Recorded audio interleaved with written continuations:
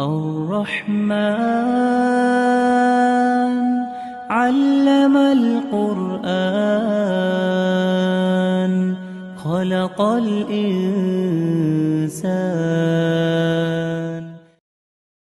الحمد لله وحده والصلاة والسلام على من لا نبي بعده. أما بعد، أعوذ بالله السميع العليم من الشيطان الرجيم من همزه ونفخه ونفثه. وما خلقت الجن والإنس إلا ليعبدون. پچھلے درس میں بتایا گیا کہ اللہ رب العالمین نے جنات اور انسان کو صرف اپنی عبادت کے لیے پیدا کیا. عبادت کے معنی توحید ہے، جیسا کہ ابن عباس رضی اللہ تعالیٰ عنہ نے تفسیر بیان کی ہے. اور اسی توحید کے لیے اللہ نے کتابیں نازل کی، انبیاء اور نبیوں اور رسولوں کا سلسلہ جاری فرمایا.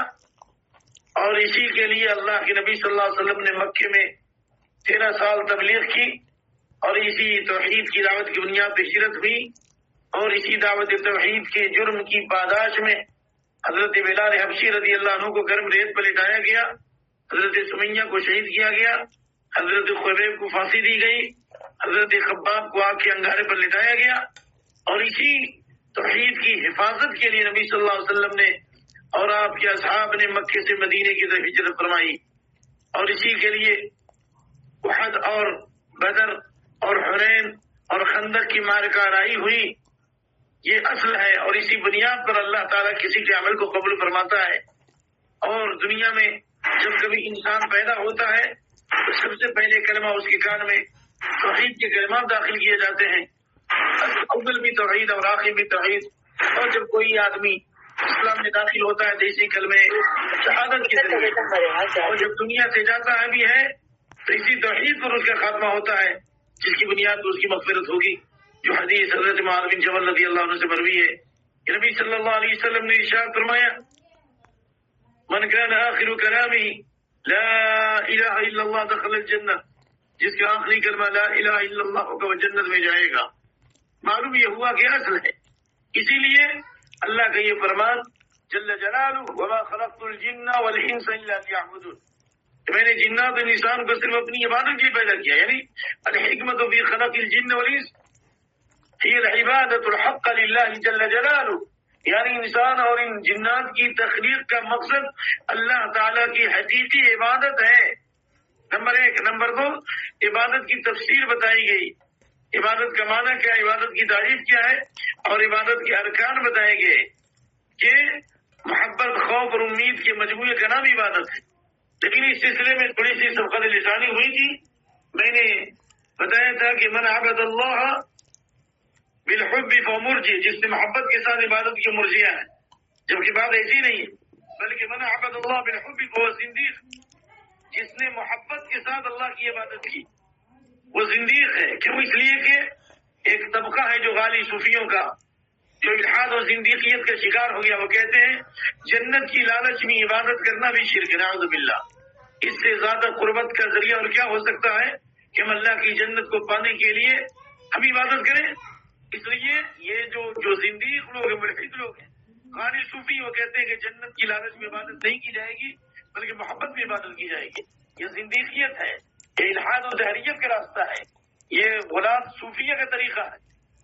نمبر 1. نمبر 2، ومن عبد اللہ بالرجاء فهو المرجئ، اور جس نے امید کے ساتھ عبادت کی مرجیہ ہے، کیونکہ مرجیہ صرف اللہ سے امید رکھتے ہیں. اس بنیاد پر کہ صرف لا الہ الا اللہ پڑھ دو، لا الہ الا اللہ کے معنی کا جاننا کافی ہے، اس پر یقین کرنا اور اس پر عمل کرنا ضروری نہیں ہے. اس لیے ان کو مرجئ کہا گیا، لأنه مخر الاعمال عن الایمان، اس لیے کہ انہوں نے اعمال کو ایمان سے دور رکھا. یعنی ایمان کے لیے عمل کا ہونا ضروری نہیں ہے. اور ومن عبد اللہ بالخوف وہ حروری، یعنی خارجی، اور جس نے خوف کے ساتھ عبادت کی وہ خارجی ہے. یعنی اس سے مراد وہ خارجی لوگ ہیں جو حضرت علی رضی اللہ عنہ کی جماعت سے الگ ہو گئے، جنہوں نے اہل بیت کو بھی کافر کہا اور اکثر صحابہ کو انہوں نے کافر کہا. اور اسلام کا سب سے پہلا فرقہ یہ خوارج ہے، جس کے بارے میں اللہ کے نبی صلی اللہ علیہ وسلم نے فرمایا تحقرون صلاتکم من صلاتہم وصیامکم من صیامہم وقراءتکم من قراءتہم، یقرؤون القرآن فإن القرآن لا یجاوز حناجرهم، یعنی صحابہ کے آخری زمانے میں ایسے لوگ پیدا ہوں گے. اب آپ علماء نے دلیل لی کہ یخرج فی هذا الزمان، فی آخری الزمان، آخری زمانے سے مراد بعض نے امت کا آخری زمانہ اور بعض علماء نے صحابہ کا آخری زمانہ، دونوں پر اطلاق ہے. آپ نے فرمایا کہ آخری زمانے میں ایسے لوگ ہوں گے جن کی نمازوں کے مقابلے میں تم کو اپنی نماز حقیر معلوم ہوں گی، ان کے روزے کے مقابلے میں تم کو اپنے روزے حقیر معلوم ہوں گے، اور ان کی قرت کے مقابلے میں تم کو اپنی قرت حقیر معلوم ہوں گی. قرآن پڑھیں گے لیکن قرآن حلق سے نیچے نہیں جائے گا. کیوں؟ اس لیے کہ پڑھیں گے ضرور لیکن سمجھیں گے نہیں. یہ وہ لوگ ہیں جنہوں نے اسلام کے خلاف محاذ قائم کیا اور حکام مسلمین پر کفر کا فتویٰ لگایا، اور جنہوں نے کہا وَمَن لَّمْ يَحْكُم بِمَا أَنزَلَ اللَّهُ فَأُولَٰئِكَ هُمُ الْكَافِرُونَ. اگر غلطی کی بنیاد پر، خواہشات نفس کی بنیاد پر بھی اگر کسی نے قرآن و سنت کے خلاف فیصلہ کیا تو ان خوارج جماعت والوں نے، ان خوارج لوگوں نے، ان خوارج کے حاملین نے انہیں کافر کہا. یہ کہا گیا ہے کہ انہوں نے عذاب کی آیتوں کو مقدم کیا اور وعدے اور ثواب کی آیات کو چھوڑ دیا. تو اس لیے جو عذاب کی آیتوں کو سامنے رکھے اور اللہ سے امید نہ رکھے اور اللہ سے محبت نہ ہو، وہ مشابہ ہے وہ مشابہ خارجی کے، یعنی وہ خارجی ہے. لیکن من عبد اللہ بالحب والرجاء والخوف فهو سنی. لیکن جس نے اللہ سے خالص محبت کی اور اللہ سے امید رکھتے ہوئے اور اللہ سے ڈرتے ہوئے عبادت کی، وہ اہل سنت والجماعت کا ایک فرد ہے.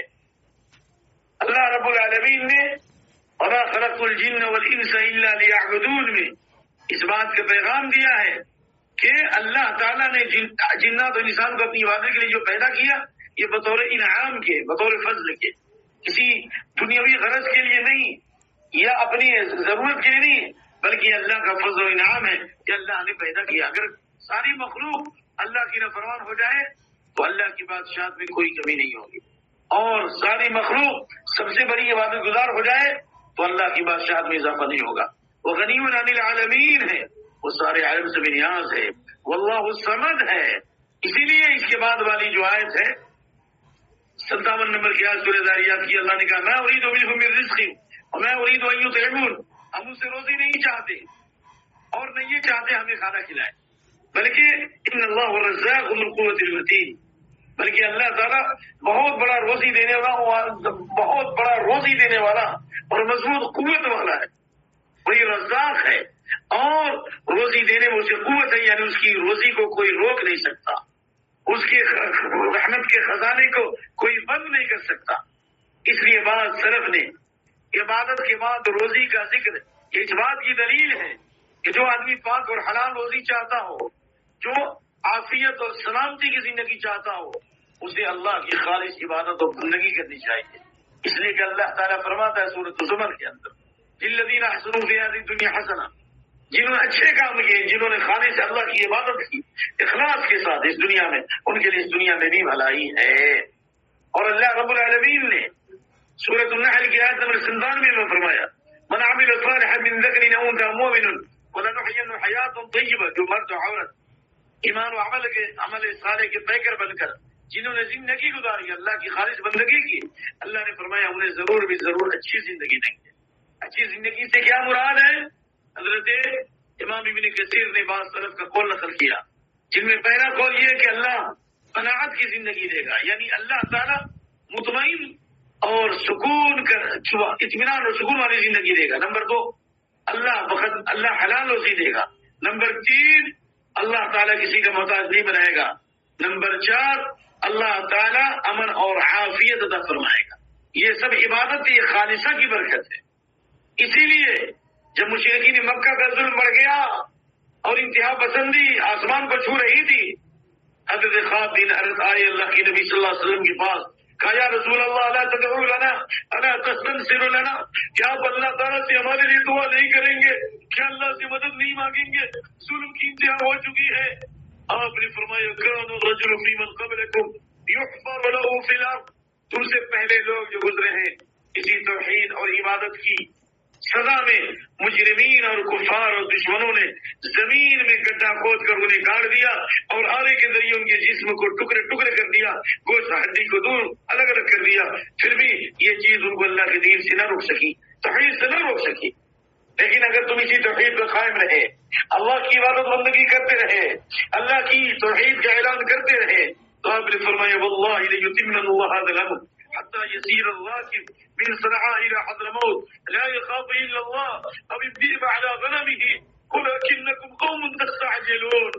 اللہ کی قسم، اللہ اس دین کو مکمل کرے گا، اللہ اس دین کو غالب کرے گا، یہاں تک کہ پوری دنیا میں امن و شانتی ہوگی، پوری دنیا امن و عافیت کا گہوارہ بن جائے گی، یہاں تک کہ امن اور عافیت کا عالم یہ ہوگا کہ ایک سوار یمن کے شمال صنعاء سے جنوب حضرموت تک سفر کرے گا اور اسے کسی چیز کا خوف نہیں ہوگا۔ جو ڈاکوؤں کا علاقہ تھا، جو شر و فساد کا اڈا تھا، جو فتنے و فساد کا مرکز تھا، آپ نے فرمایا اسی توحید کی برکت سے وہ امن اور عافیت آنے والی ہے۔ لیکن اب اتنی بالا غنمی، ہاں بھیڑیے کا خوف ہوگا بکری کے اوپر، لیکن آپ نے فرمایا ولکنکم قوم تستعجلون، لیکن تم جلد باز لوگ۔ معلوم یہ ہوا کہ اس عبادت کی بنیاد پر اور اللہ کی توحید کی بنیاد پر سارا خیر حاصل ہونے والا ہے۔ اسی لیے اللہ تعالیٰ نے سورۃ النور کی آیت نمبر 55 میں چند وعدے کیے ہیں، یعبدوننی لا یشرکون بی شیئا، میری بندگی کرتے رہے، میرے سوا کسی کو شریک نہیں کریں گے، نہ شرک اکبر کریں گے نہ شرک اصغر، نہ کھلا شرک، نہ چھپا شرک، نہ اندر کا شرک، نہ ظاہر شرک، شرک کی تمام قسموں سے بچیں گے۔ تو اللہ کا وعدہ ہے لیستخلفنہم فی الارض، زمین میں خلافت عطا فرمائے گا، اقتدار عطا فرمائے گا۔ وَلَيُمَكِّنَنَّ الَّذِينَ هُمُ الَّذِينَ ارْتَضَىٰ لَهُمْ، اللہ ان کے دین کو غالب کر دے گا، اللہ ان کے قدم کو جمع دے گا۔ وَلَيُبَدِّلَنَّهُم مِّن بَعْدِ خَوْفِهِمْ أَمْنًا، اور اللہ ان کے خوف کو امن سے بدل دے گا۔ اسی عبادت کی بنیاد پر اللہ تعالیٰ نے امن اور عافیت کی زندگی کا تذکرہ فرمایا، فَلْيَعْبُدُوا رَبَّ هَٰذَا الْبَيْتِ الَّذِي أَطْعَمَهُم مِّن جُوعٍ وَآمَنَهُم مِّنْ خَوْفٍ، انہیں چاہیے کہ اس گھر کے رب کی عبادت کریں جس نے انہیں بھوک میں کھانا دیا اور ان کے خوف کو امن سے بدل دیا۔ یعنی اس میں اشارہ ہے کہ مکہ کے لوگ جنہوں نے شرک اور بت پرستی کا سلسلہ جاری کیا اور اللہ کی توحید میں غیر اللہ کو شریک کیا، تو اللہ نے فرمایا اللہ نے جو تمہیں امن دیا ہے اور جو پاک و حلال روزی دی ہے، اگر شرک کرتے رہے تو اللہ تعالیٰ تم سے نعمت چھین لے گا۔ اس میں اشارہ ہے کہ توحید کی بنیاد پر اور عبادت کی بنیاد پر اللہ تعالیٰ پاک اور حلال روزی بھی دے گا اور امن اور عافیت بھی دے گا۔ اس لیے ابراہیم ابو الانبیاء علیہ وعلی نبینا علیہ الصلاۃ والسلام نے جہاں بت پرستی سے بچنے کی دعا کی، وہی امن کی دعا کی۔ وَإِذْ قَالَ إِبْرَاهِيمُ رَبِّ اجْعَلْ هَٰذَا الْبَلَدَ آمِنًا وَاجْنُبْنِي وَبَنِيَّ أَن نَّعْبُدَ الْأَصْنَامَ۔ یاد کرو ابراہیم علیہ السلام کی اس دعا کو جب انہوں نے کہا کہ اللہ اس شہر کو امن کا شہر بنا اور مجھ کو میری اولاد کو بت پرستی سے دور رکھ۔ امن کا ذکر پہلے کیا، بت پرستی سے بچنے کی دعا بعد میں کی۔ یہ دلیل اس بات کی ہے کہ امن عالم ہے فقط دام علیہ السلام میں، بغیر اللہ کی عبادت کیے، بغیر شرک سے بچے ہوئے، بغیر بت پرستی سے بچے ہوئے دنیا میں امن قائم نہیں ہو سکتا ہے۔ اللہ رب العالمین کا یہ فرمان وَمَا خَلَقْتُ الْجِنَّ وَالْإِنسَ إِلَّا لِيَعْبُدُونِ، میں نے جنات اور انسان کو صرف اپنی عبادت کے لیے پیدا کیا۔ یہ تمام انبیاء کی دعوت کا مرکزی نقطہ تھا۔ چنانچہ اللہ تعالیٰ نے سورۃ الانبیاء نمبر 25 میں فرمایا وَمَا أَرْسَلْنَا مِن قَبْلِكَ مِن رَّسُولٍ إِلَّا نُوحِي إِلَيْهِ أَنَّهُ لَا إِلَٰهَ إِلَّا أَنَا فَاعْبُدُونِ، ہم نے آپ سے پہلے جتنے بھی رسول بھیجے ان پر وحی کی کہ میری ہی عبادت کریں، یعنی میری توحید کا اعلان کریں۔ اللہ اکبر۔ اللہ تعالیٰ نے سورۃ الاعراف کے اندر اور سورہ ہود میں مختلف انبیاء کا تذکرہ کیا، جن میں حضرت نوح علیہ السلام، حضرت ہود علیہ السلام، حضرت صالح علیہ السلام، حضرت شعیب علیہ السلام، ان تمام نبیوں کی دعوت کے اندر اللہ نے فرمایا کہ انہوں نے اپنی قوم کو کہا اعبدوا اللہ ما لکم من الہ غیرہ، اللہ ہی کی عبادت کرو اور اللہ کی عبادت کسی دوسرے کو شریک مت کرو. یہ تمام انبیاء کا مرکزی نقطہ ہے اور یہی نبی صلی اللہ علیہ وسلم کی صفت رہی ہے کہ آپ کی رسالت سے پہلے ہم آپ کی عبدیت کا اقرار کرتے ہیں. جہاں اشہد ان محمد رسول اللہ پڑھتے ہیں اس رسول اللہ کے اقرار سے پہلے عبدہ پڑھتے ہیں. اشہد ان محمد عبدہ و رسولہ. میں گواہی دیتا ہوں کہ محمد صلی اللہ علیہ وسلم اللہ کے بندے اور اس کے رسول ہیں. یعنی محمد صلی اللہ علیہ وسلم نے اللہ کی بندگی کی اور آپ اللہ کی غلامی کی اور اللہ کے غلام بن کر رہے. اور قیامت کے دن بھی جب نبی صلی اللہ علیہ وسلم سب سے پہلے قبر سے اٹھیں گے تو اللہ تعالیٰ کے سامنے اپنی عقیدت کا اقرار کریں گے, عاجزین کے سر کا اظہار کریں گے, اللہ کے عرش کے نیچے 4 بار سجدہ کریں گے. اور مسلم احمد کی روایت کے مطابق ہر سجدہ 1 ہفتے کے برابر ہوگا. ایک لمبی مدت تک سجدہ کرنے کے بعد, اللہ کی عبادت کا اظہار کرنے کے بعد, تواضع و انکسار کا اظہار کرنے کے بعد اللہ فرمائے گا یا محمد ارفع راسک قل یسمع صل تعطى واشفع تشفع. ہے محمد اپنا سر اٹھائیے, صل تعطى سوال کیجیے دیے جائیں گے, واشفع تشفع اور سفارش کیجیے آپ کی سفارش سنی جائے گی. جنہوں نے اللہ کی عبادت کی اور اللہ رب العالمین کی عبادت میں دوسرے کو شریک نہیں کیا ان کے لیے نبی صلی اللہ علیہ وسلم کی شفاعت ہوگی. لیکن جس نے اللہ کی عبادت میں دوسرے کو شریک کیا, اللہ کے حق میں دوسری ہستیوں کو شریک کیا, اللہ کا درجہ کسی اور کو دیا, ایسے لوگ نبی صلی اللہ علیہ وسلم کی شفاعت سے محروم ہو جائیں گے. بخاری و مسلم کی وہ مشہور حدیث حضرت ابو ہریرہ سے کہ اللہ کے نبی صلی اللہ علیہ وسلم نے فرمایا لِكُلِّ نَبِيٍّ دَعْوَةٌ مُسْتَجَابَةٌ فَتَعَجَّلَ كُلُّ نَبِيٍّ دَعْوَتَهُ. ہر نبی کے لیے اللہ نے کیا اوپر رکھا تھا, دنیا میں جو چاہو مانگ لو مل جائے گا. ہر نبی نے دنیا میں جلدی دعا کر لی, خیر اور بھلائی کو پہلے حاصل کر لیا. لیکن آپ نے فرمایا میں نے اس دعوت کو چھپا رکھا ہے اور میں اپنے لیے نہیں بلکہ اپنی امت کے لیے. فَإِنَائِلَةٌ مِّنْ أُمَّتِي فَإِنَائِلَةٌ مِّنْ أُمَّتِي مَمَّا دَلَا يُشْرِكُ بِاللَّهِ شَيْئًا. میری امت کے ان لوگوں کو یہ دعا ملے گی, میری امت کے ان لوگوں کے لیے قیامت کے دن میری شفاعت ہوگی جس نے اللہ کی عبادت میں کسی بھی شریک نہیں کیا. تو یہ وما خلقت الجن والانس الا ليعبدون, یہ عبادت محض اور عبادت خالصہ اور عبادت حقہ کا انجام اور اس کا ثواب دنیا میں سعادت اور نیکنامی اور عزت ہے اور آخرت میں اللہ کا قرب ہے, اللہ کی رضامندی و خوشنودی ہے, نبی صلی اللہ علیہ وسلم کی شفاعت ہے اور اللہ رب العالمین کی رحمت کا فیضان ہے. اس کے بعد والی آیت میں اللہ تعالیٰ فرماتا ہے وَلَقَدْ بَعَثْنَا فِي كُلِّ أُمَّةٍ رَسُولًا أَنِ اعْبُدُوا اللَّهَ وَاجْتَنِبُوا الطَّاغُوتَ. بلا شبہ ہم نے ہر امت میں رسول بھیجے. امت کہتے ہیں بڑی جماعت کو. اللہ نے کہا وَإِن مِّنْ أُمَّةٍ إِلَّا خَلَا فِيهَا نَذِيرٌ. ہر امت میں اللہ نے ڈرانے والا بنا کر بھیجا. اللہ نے ہر امت میں رسول بھیجے. اور اسی صرف حضرت بزرگ کی حدیث ہے 1,24,000 نبیوں کی تعداد ہے, ان میں سے 315 رسول ہے اور بعض روایت میں 313. انشاءاللہ یہ روایت بالکل صحیح ہے. ہر رسول نبی ہو سکتے لیکن ہر نبی رسول نہیں ہو سکتے, کیونکہ رسول صاحب شریعت ہوتے ہیں, صاحب کتاب ہوتے ہیں. لیکن جو نبی ہوتے ہیں پچھلے رسول کی شریعت پر عمل کرتے ہیں اور اپنی قوم کو اس کی طرف سے یحکم بالنبیون الذین اسلموا. یعنی جو نبی ہوتے ہیں وہ پچھلے رسولوں کی شریعت پر عمل کرتے ہیں اور لوگوں کے فیصلے بھی کرتے ہیں. اللہ تعالیٰ نے ہر امت میں رسول بھیجے اس پیغام کے ساتھ یعنی عبد اللہ, اللہ کی عبادت کرو, طاغوت سے بچو. یا طاغوت سے کیا مراد ہے, آئیے ذرا اس کی تحقیق کرتے ہیں. طاغوت طغیان سے ہے, طاغوت فعلوت کی بدل پر طغیان سے. طغیان کا معنی آتا ہے تجاوز عن الحد, ہر حد سے آگے بڑھ جانا. جیسے کہتے ہیں انا لما طغى وحملناكم في الجارية. جب پانی حد سے زیادہ بڑھ گیا, آسمان سے بھی پانی, زمین سے بھی پانی اور تمام چیزیں ڈوبنے لگی, اللہ نے فرمایا کہ ہم نے تم کو کشتی میں سوار کیا. اور اللہ تعالیٰ نے فرعون کے بارے میں کہا اذهب الى فرعون انه طغى. اے موسیٰ ہارون کے پاس, اے موسیٰ اور ہارون اذهبا الى فرعون, فرعون کے پاس جاؤ. اور سورۃ اللہ نے کہا اذهب الى فرعون انه طغى.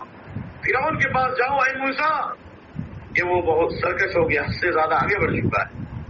تو طاغوت کا معنی حد سے زیادہ آگے بڑھنا, جو بھی اللہ کی حدود سے آگے بڑھ جائے, چاہے اس کی عبادت کی جائے، چاہے اس کی اتباع کی جائے، چاہے اس کے فیصلے کو اللہ اس کے رسول کے فیصلے پر مقدم کیا جائے، یہ سب طاغوت ہے امام ابن قیم رحمۃ اللہ علیہ کے قول کے مطابق۔ لیکن اس سلسلے میں سلف کے اقوال میں سے اہم ترین قول حضرت عمر بن خطاب رضی اللہ عنہ کا ہے۔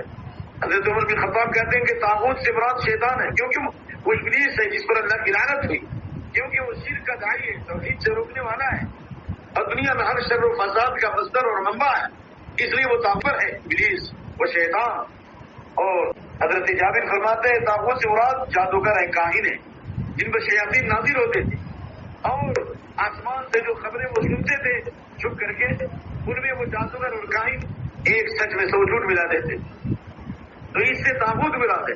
لیکن اس سلسلے میں امام محمد بن عبد الوہاب نے رحمۃ اللہ علیہ نے دوسری کتابوں میں تذکرہ کیا ہے، وہ طواغیت تو کثیرہ، دنیا میں طواغیت تو بہت ہے، لیکن تمام طاغوت کو جمع کر دیا جائے تو 5 ہی قسم کے لوگ ہیں، یعنی ان 5 قسموں میں سارے طواغیت جمع ہو جاتے ہیں، ان 5 سے کوئی خارج نہیں ہے۔ نمبر 1 ابلیس لعنہ اللہ، ابلیس جس پر اللہ کی لعنت۔ نمبر 2 ومن عبد وهو راض، نمبر 2 جس کی عبادت کی جائے اور اس کی عبادت سے راضی ہو، یعنی لوگوں کو حکم دے کے مجھے سجدہ کرو، یا لوگ اس کے سامنے جھک رہے ہوں، لوگ اس کے سامنے رکوع کر رہے ہوں اور اس کی پیٹھ تھپتھپاتا ہو، تو ایسے بھی طاغوت ہیں۔ آپ نے ایسے قادری کو بھی دیکھا ہے، تو ہو گیا پادری، جب قادری تھا اس زمانے میں، اس نے تقریر کی تھی تو کہا تھا کہ جس نے پیر کو سجدہ کیا وہ بھی کافر، اور یہ پیر جس کو سجدہ کیا وہ بھی کافر۔ لیکن چند سال نہ گزرے کہ جب چہرے کے اوپر سفیدی آ گئی اور داڑھی پک گئی، تو اس وقت کا سب سے بڑا طاغوت بن گیا، خود سجدے ہو رہے ہیں، گانے اور میوزک چل رہی ہے، اور خود اس کو سجدہ کرنے والے کو بھی تھپتھپا رہا ہے۔ اس دور کا طاغوت من عبد وراء ہے۔ اسی طرح نمبر 3 ومن دعا الى عبادت نفسی، اسی طرح طاغوت وہ ہے جس نے اپنی عبادت کی طرف بلایا کہ نجات میری عبادت پہ موقوف ہے، نجات میرے طریقے پر موقوف ہے، نجات میرے فرامین پر موقوف ہے، قرآن سنت کافی نہیں ہے، میری پیروی کرو۔ جس طرح سے بعض لوگ کہتے ہیں خلفائے راشدین کا طریقہ کافی نہیں ہے، یہ ہم روشن خیال لوگ ہیں، یہ دنیا بہت آگے چلی گئی، یعنی دنیا تو گئی آج ستاروں سے بھی آگے، ہم بیٹھے مسلح پر تو مانگ رہے ہیں، نعوذ باللہ، یہ سب کفریہ کلمات ہیں۔ کیوں؟ اس لیے کہ عبادت ہی اصل ہے، اور عبادت ہی کی بنیاد پر انسان کے لیے دنیا کے اسباب آسان ہوں گے اور دنیا کے معاملات آسان ہوں گے، اور یہ عبادت ہی اس بات کی تعریف پیدا کرتا ہے کہ فَإِذَا قُضِيَتِ الصَّلَاةُ فَانتَشِرُوا فِي الْأَرْضِ، نماز ختم ہو جائے تو زمین میں پھیل جاؤ، اللہ کے فضل کو تلاش کرو۔ لہذا جس نے اپنی عبادت کی طرف بلایا، جس نے اپنے فیصلے کو مقدم کیا، وہی طاغوت ہے۔ اسی طرح سے نمبر 4 وَمَنِ ادَّعَىٰ شَيْئًا مِنْ عِلْمِ الْغَيْبِ، جو غیب کا دعویٰ کرتا ہو، جیسے بہت سے لوگ کہتے ہیں کہ فلاں سامان گم ہو گیا ہے، فلاں کے پاس ہے، یا آپ کے اوپر شیطان کے حملے ہیں، اتنے جنات ہیں، اور اس جنات کو بھگانے کے لیے ہمیں فلاں فلاں کام کرنا پڑے گا۔ اس جھاڑ پھونک کے نام پر جو لوگوں کو غیب کی باتیں بتاتے ہیں اور خبریں دیتے ہیں کہ فلاں جگہ جادوگر نے جادو کر کے دفن کر دیا ہے، یا فلاں نے تم پر جادو کیا، فلاں نے تم پر جادو کیا، یا اس سے اس کا نام پوچھتا ہو، یا اس سے کپڑا طلب کرتا ہو، یہ اس بنیاد پر وہ آنکھ میں یہ جھانسا دے کر شرک اور کفر کی دعوت دے رہا ہے اور گمراہ کر رہا ہے۔ کیوں؟ اس لیے کہ یہ علم غیب کا دعویٰ کرتا ہے۔ علم غیب کا دعویٰ کرنے والا جادوگر ہو یا عامل ہو یا نجومی ہو یا دنیا کا کوئی بھی فرد ہو جو علم غیب کا دعویٰ کرے کہ میرے پاس غیب کا علم ہے، میرے پاس خزانے ہیں، تو یہ بھی تعبیر۔ ہاں، اسباب کے تحت اگر کوئی زمین کو چیک کرتا ہے اور کہتا ہے کہ ہمیں سونا ہے، یا تھرمامیٹر کے ذریعے سے معلوم کرتا ہے کہ اس کی یہ بیماری ہے، یہ اتنا بخار ہے، یا الٹرا ساؤنڈ کے ذریعے بتاتا ہے کہ پیٹ میں بچہ ہے، تو وہ علم غیب کا دعویٰ نہیں ہے۔ لیکن بقیہ بغیر اسباب کے کوئی یوں ہی بولتے، جبکہ یہ غیب کا علم صرف اللہ کے لیے ہے۔ عالم الغیب والشہادہ، حاضر غیب کے جاننے والا ہے۔ ولا یظہر علی غیبہ احد، اللہ اپنے علم غیب پر کسی کو اطلاع نہیں کرتا۔ اور قل لا یعلم من فی السماوات من فی الارض الغیب الا اللہ، اب کہہ دو آسمان و زمینوں میں غیب کو سوائے اللہ کی کوئی نہیں جانتا. سورہ نمل کی آیت نمبر 65.